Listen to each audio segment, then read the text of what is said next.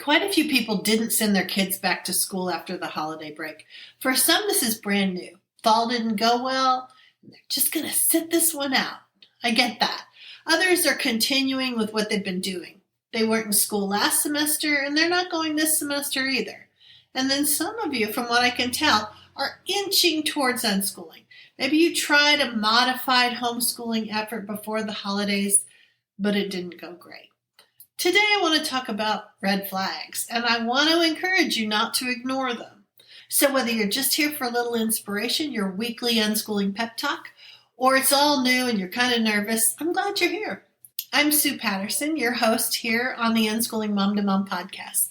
My kids are all grown, all in their 30s now, and I'm circling back to let you know that unschooling really does work. Doors won't close just because you choose this unconventional approach, but you may have questions or worries, and that's what I try to tackle here in the podcast.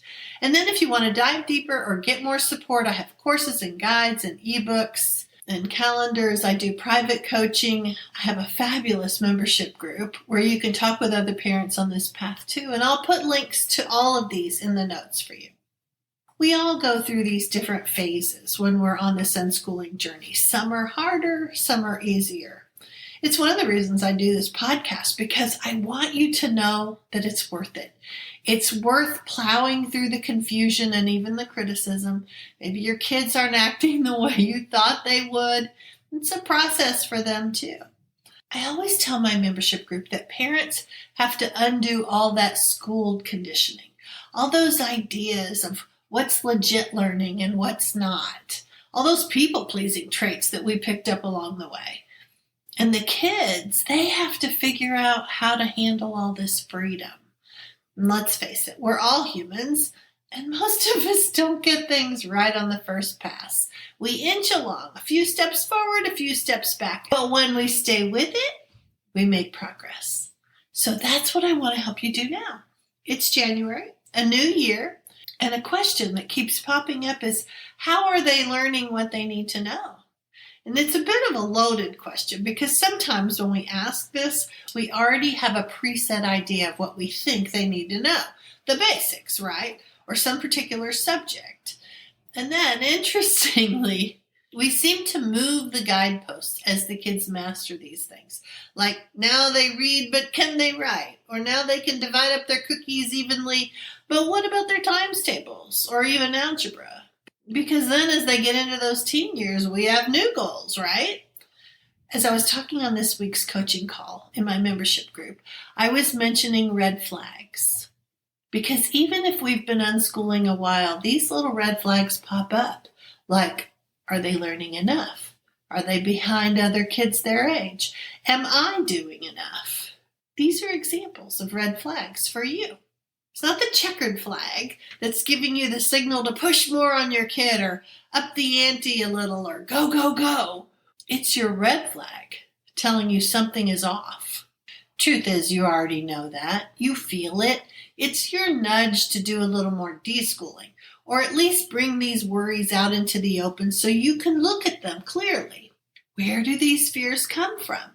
Are they based in facts or based in those feelings of familiarity? Because familiarity does not necessarily mean truth. It just means you've heard it or thought it a lot, often enough that it feels familiar, but it really may not be the truth. That's why shining the light to see. Do I feel defensive about it? Justified? Have I thought it through with an unschooling lens, so to speak? Could they learn it later? Is the timing truly significant? Do others learn it later and they turn out okay? That's why it helps to have a community of unschoolers to bounce these ideas around with.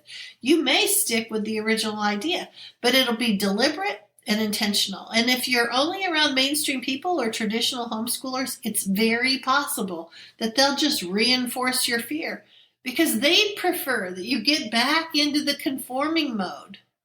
They have a lot of reasons to do this, and it's not always because it's what's best for your child. That's why it helps to strengthen your ideas about all of this. You don't want to just blow whichever way the strongest wind blows. You want to make good, solid choices that fit your child. So what would some other red flags be? Maybe you're feeling like your kid isn't motivated enough, or my kid's not doing anything, or my kid doesn't know math or history or science. That's a red flag. If you think, I'm overwhelmed, why are they asking so much of me? Nobody appreciates me, I'm feeling disengaged. That's a red flag. If you're thinking the neighbor's kid is a National Honor Society kid and my kid doesn't even know how to set up a division problem, or we just need more structure, this is too chaotic, more red flags. So what are yours? They're not insurmountable, and actually red flags are helpful. They let you know where you need to work. They're your guideposts for what you need to tackle next. Identifying them is your first step. You can do it in a DIY way. Say that 5 times quickly. Identify the issues that are your red flags and then search the podcasts or the YouTube playlist for these topics. When you go to the blog associated with it or even the descriptions for those audios and videos, I have additional resources linked that could help you dive deeper on that particular topic.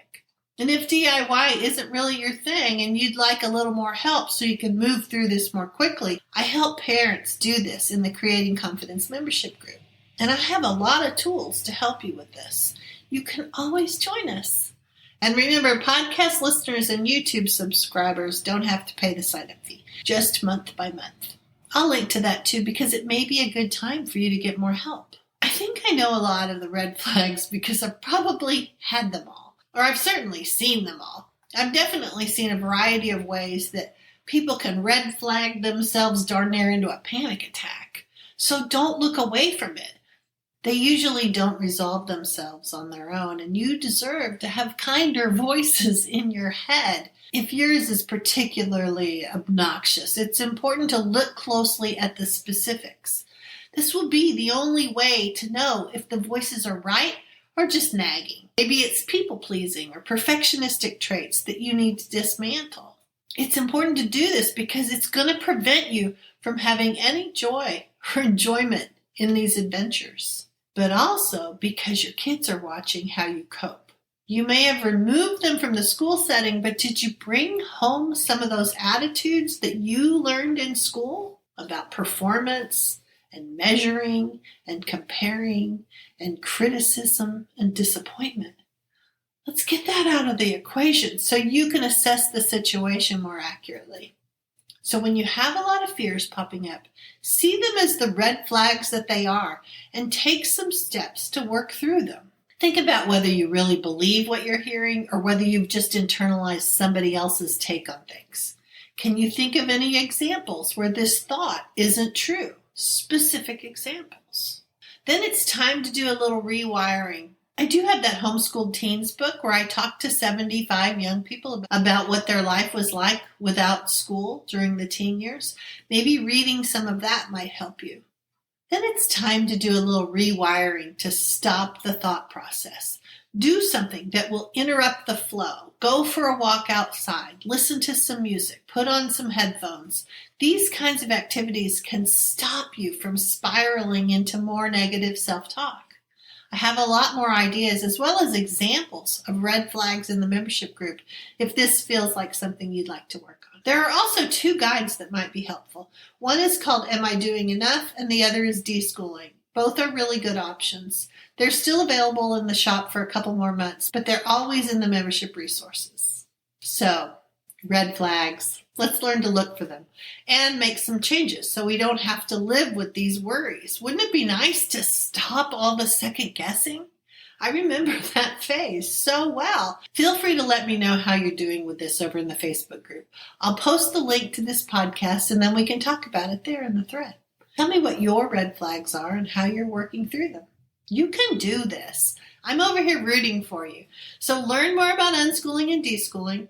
Get the support you need, including the self-care, and most importantly, connect with your kids. Have a great week, and I'll be back to talk with you again soon.